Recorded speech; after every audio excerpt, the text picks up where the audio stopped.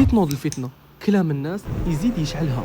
الفتنة نائمة لعن الله من أيقظها. بصح هما يسبون. قال رسول الله صلى الله عليه وسلم: من صمت نجا. وهذه هي وصيته لنا عند الفتن. إذا تكلمت بكلمة فسيتولد منها شرا كثيرا، حتى ولو قلت كلام تعتقد أنه حق، ولكن الصدع بالحق هو أن تتبع ما قاله الله والرسول. قال الله تعالى: إنما المؤمنون إخوة فأصلحوا بين أخويكم واتقوا الله لعلكم ترحمون. أنا جزائري وأهل المغرب إخوتي وأحبهم وأنصرهم.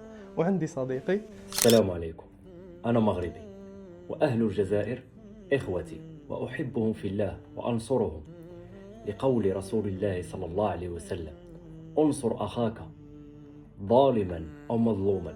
قال الرسول صلى الله عليه وسلم: المسلم أخو المسلم لا يظلمه ولا يسلمه. والرسول صلى الله عليه وسلم ليس مغربي ولا جزائري، ولكنه أخبرنا وأوصانا بما هو أفضل من الصيام والصلاة والصدقة، ألا وهي الإصلاح ذات البين، فإن فساد ذات البين هي الحالقة. لا أقول تحلق الشعر، ولكنها تحلق الدين.